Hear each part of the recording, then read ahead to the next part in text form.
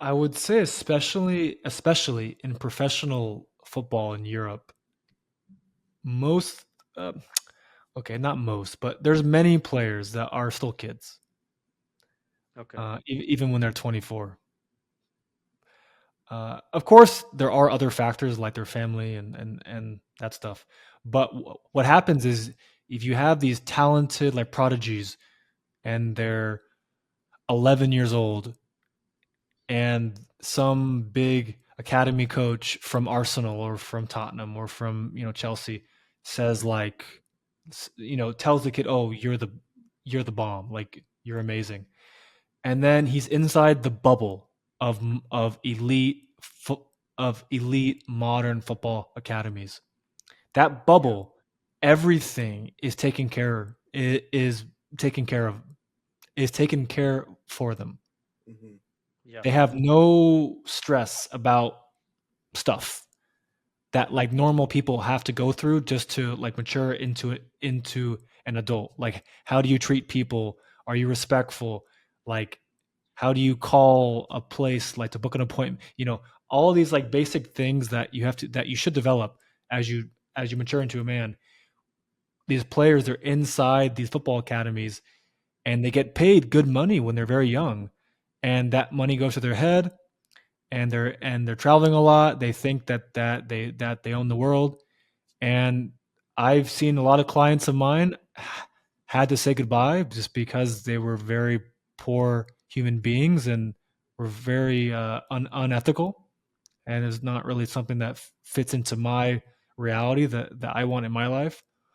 And on the flip side, I've had other players that are amazing human beings, but if I'm being honest, there's less of those in Hmm. football. Damn. So, and I'm guessing this is also tough for you as a coach when you're dealing with these people because they can be potentially disrespectful, or maybe they don't listen to you, or Mm. they can be, just really tough to handle as well. Because in the end, these players also need to learn from their coaches. But if their ego is too too big and like and it's also like constantly fed and reinforced to grow and grow, Mm. this can cause friction between coaches and players, and we've seen a lot of that happen. I mean, a recent example I remember was maybe the clashes that were used to happen with Ronaldo and Eric Ten Hag when he came back for that 1 year spell at United. Mhm. Um, Ten Hag had his own way of wanting players to play. Everyone had their specific roles, and he wanted Ronaldo to play a specific way. But obviously, Ronaldo is he knows what to do. He doesn't want a manager to tell him what to do, Yeah. especially since he's had bigger coaches train him. So how does that affect the team? How does that create fiction within the team in the locker room? Also, what's going through the coach's head when he's having to deal with such big egos?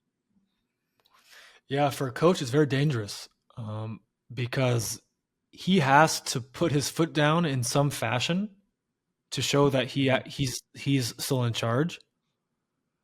Like he has to be decisive in some fashion.